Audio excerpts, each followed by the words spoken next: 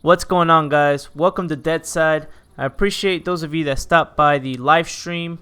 I really appreciate it. We had a great turnout, and I am very excited to show you this game firsthand. So, without further ado, let's get started. You are currently seeing my character as I already made him on another server, but what we're going to do for purposes of this guide is we're going to join a new server. Now, once you join the server for the first time, it's going to take you to the character creation screen. Once you're at the screen, you're going to pick whatever face matches you the best. As for me, we're going to pick this guy because it looks a little like me. Alright, we're going to hit create. Once you hit create, you will be taken into the server fairly quickly. For this game being so new, not even officially out, it is extremely polished. As you saw how fast I loaded into the map. Now it could be because there aren't that many players on right now. This server didn't have anyone on as the time that I created this character. Alright, so once you're officially in the game, you're going to spawn with nothing but a pair of sweatpants, a t-shirt on your back.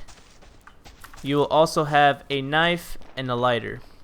So these are the only items you will spawn with every time that you die or when you first join a new server.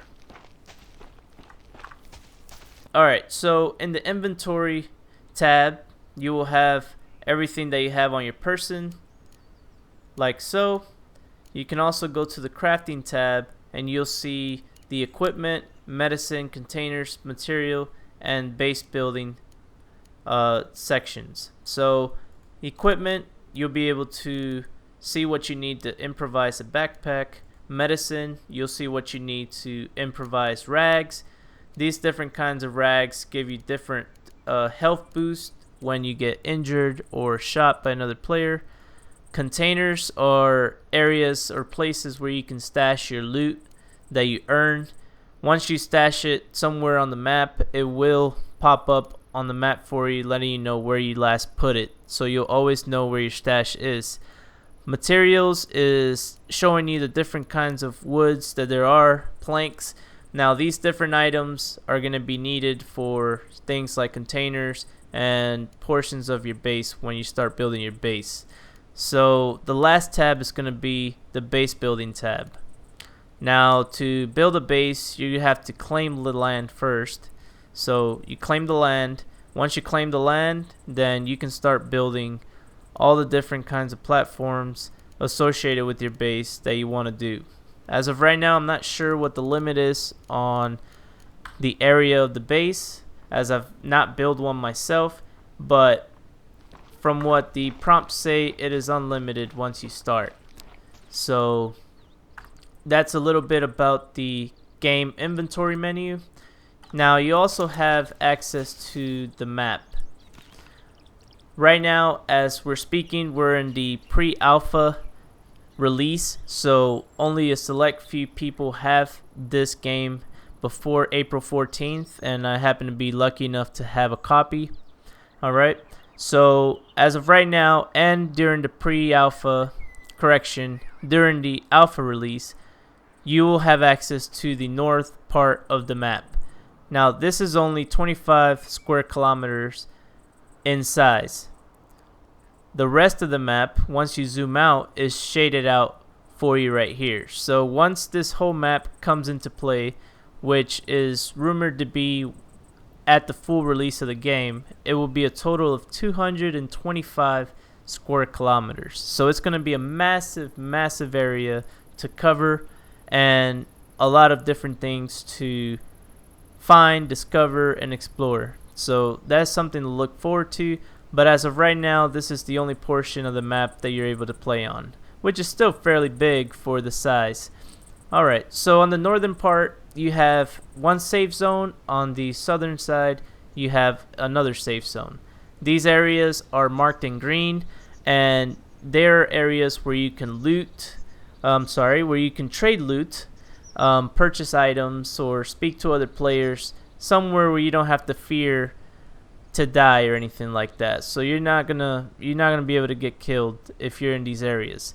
The safe zones, once you're in the map and you get close to them, you'll see small little red flags outlining where the safe zone starts. It will also prompt you on the top left when you enter or leave the safe zone. That way there's no confusion as to why you died around the safe zone. Alright, under the safe zone legend on the left, you'll see a red marker that says mission. This red marker will appear on the map once there's a mission available. If there is a mission available, there will also be a difficulty setting on it. So if you see 1 stripe, that's going to be easy, 2 stripes is medium, 3 stripes is hard, and a star is epic. So I've been in one of these missions and I can tell you guys they're pretty hard. If you do not have a weapon, try to avoid the missions. Don't go into a suicide run unless you really want to, but they're super difficult to do if you don't have a weapon because they are covered with AIs, and you'll also come into other players that are trying to complete the same mission that you are trying to complete. Now that's a little bit about the mission. Events are down under mission. Now there are helicopter crashes and drop zones. As of right now, in a couple weeks of playing this game, I have not come across this yet. I am assuming that is something that's going to be happening fairly quickly, or I'm just not having the proper luck to find myself one of these areas. So I'm guessing just like Scum, it's going to have high tier loot that you can get, military grade loot, and that's something to look forward to. Of course, you have your player icon, which is pretty generic. You have the tactical markers. Now, unlike Scum, alright, so you got one mission that's just popped up. It has a star, and that's epic difficulty. So we're not going to do that right now. I'm going to keep talking about the markers. So you have the ability to place 5 markers. Unlike Scum, you're not able to zoom into the map, and you're not able to place any markers. So this is a really, really good step in the right direction for this game. So you hold down shift and you press the right key. You have the ability to place 5 total markers. If you place 6 markers, the first marker will disappear and become your 6th. So pretty much you have 5 markers that you can place on the map at one time. You have 1, 2, 3, 4, 5. Alright, if I place one more, my first marker disappears and you're left with the new marker at the end. Alright, and if we get out of the map, you'll see that in the actual open world, you'll see the markers you put, and if you want to run to either one, then you can do so, and the distance will decrease the closer you get. That's pretty obvious, but again, this is a basic tutorial and it's a pre-alpha release, so we're talking about everything that we can to get you started with the game. If you want to take these markers away, you hit shift and you hit right mouse and they're gone. So there you go. You have a clean map again. Loot stash, like I said, once you build your own containers and you leave them throughout the map, these icons will appear at the areas where you left them. That way you remember where your stash is at all times. Also, once you claim your land and you're able to build your base, you will have a base icon where you can spawn at. I'm assuming with the respawn feature, I have not built my own base yet, so I have not spawned at my base. I don't know how that's going to work, but once you do have land, you'll be able to see that icon on the map. Alright, so we'll exit out of that, and we're going to jog over to this town. Now, I do have a few tips for you towards the end of this video that I want you guys to take to heart. They're really simple tips, but they're going to help you survive the very first encounters in this game. Alright, so as far as weapons, there are 19 different types of weapons and attachments in this game at the moment. And that's a fairly good amount of weapons for a game that's barely going to be released. There's been a lot of different testings on the weapons and their mechanics, and I feel pretty confident that it's going to be well balanced for your PvP action. Again, this game, if you saw my live stream, it's very heavily impacted on PvP. So PvP is the main focus of this game. As you can see, there are no zombies throughout the map, which help you focus on the important part of the game, which is PvP. Alright. So we've located our first weapon, and that goes to tip number 1. Make sure the first thing you look for is a weapon. This game being extremely PvP intended, you do not want to come across any AI or any other players without a weapon. Not to mention that if you do have a weapon, you're able to bribe them and try and take stuff from them. If not, you can kill them before they kill you. So it's pretty common sense what I'm explaining here, but with this being a beginner's guide, that is something that I wanted to tell you up front. So tip number 1, find yourself a weapon. Now, something I did not mention, you are able to play this game in first person, and from looking at the filters on the server before you join, you can decide whether you want to join a server that's strictly first person, strictly third person, or both. So that's an option that you have in the filters option when you're choosing your own server. Alright, so we're going to continue playing in third person for now, just so that I can show you around. I really don't walk this slow when I'm playing this game. You always want to be on the move so you don't get shot in the middle of nowhere. So we'll keep looking around. I'm not sure if you can smoke cigarettes yet. I've not seen that happen. Alright, and we're going to jump into tip number 2. And tip number 2 is trust no one. And when I say no one, I mean no one. Unless you joined the game with the person that you are talking to or that you come across, do not trust anybody. I say this because people will kill you or try to play you thinking that you're their buddies now. So they'll tell you, hey, let's team up, let's be friends. And then once you turn your back, they will shoot you in the back. There are no such thing as friends in this game, and that is something that I've learned in the few weeks that I've been playing it. So tip number 2, don't trust anyone. It's that simple.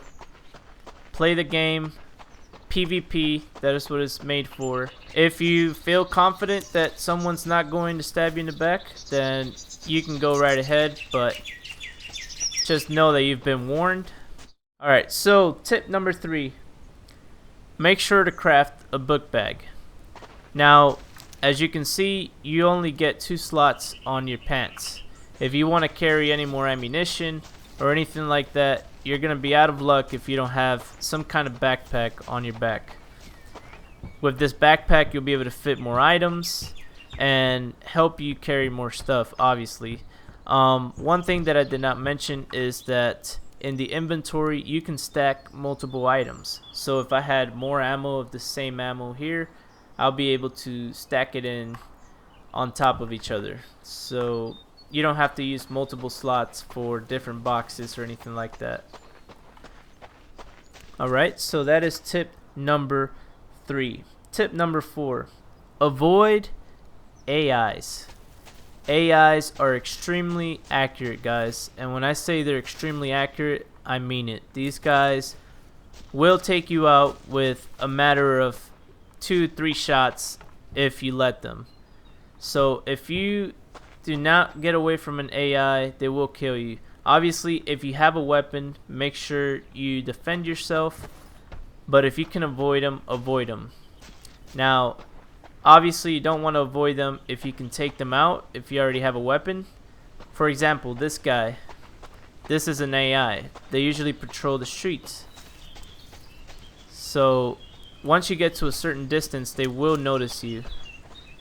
what you want to do is take them out before they take you out. So we'll get close enough. Alright. I'm not sure if I killed him, but for sakes of this video, we're going to just let him go. He ran away. That's what it sounded like. Another thing that I forgot to mention, along with the backpack, if you find a jacket like I did, pick it up, put it on, because it gives you additional slots. And that's 4 slots that can be very useful for anything else that you want to carry. Now again, why am I saying all this stuff if it's pretty basic stuff? Someone's gonna have the question, someone's gonna want to know because they've never played a survival game before.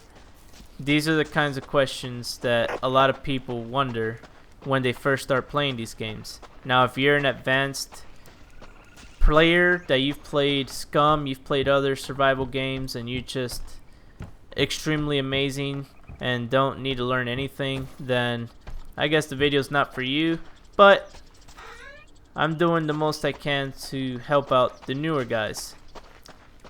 Alright, so we found ourselves a vest. I'm not sure if this is a... Yeah, so this is a hunter vest. It's not really going to protect much, but it's something better than nothing. And it also gives you more slots. So you can take it as a tactical vest. Okay, so my last tip and final tip, and of course I'll have more videos with more tips in the future.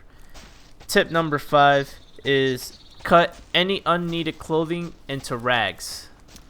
So if there's a piece of clothing that you don't need, make sure you cut some rags for yourself.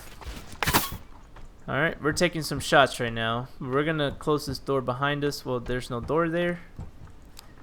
What do I mean by this? So we're gonna drop this vest, and you can craft your rags, but first we're gonna try and take these guys out.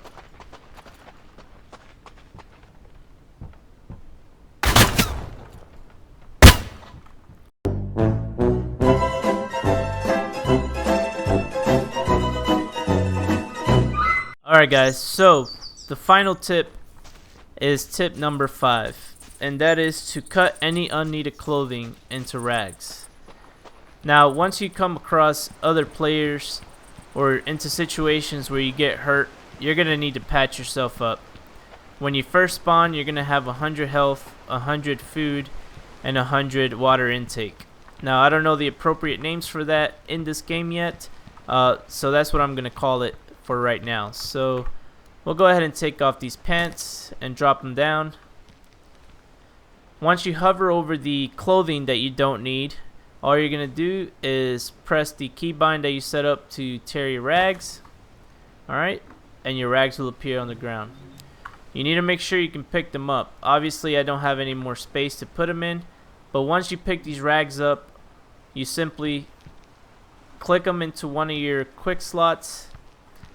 You hold the right mouse button and you use the rag, and that is simple as that, and you'll be able to patch up your wounds.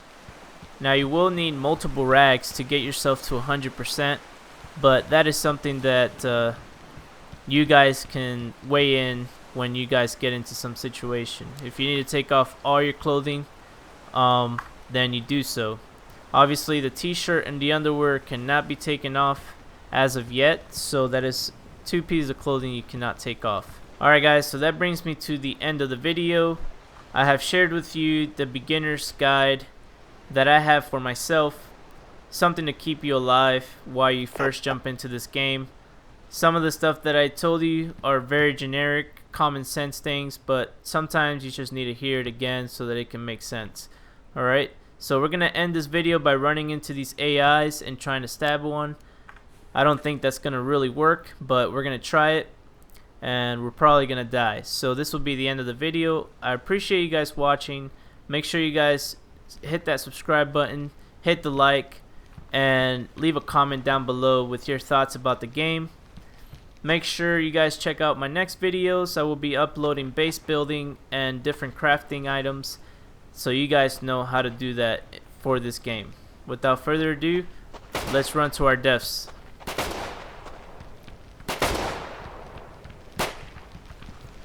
Oh. No. No.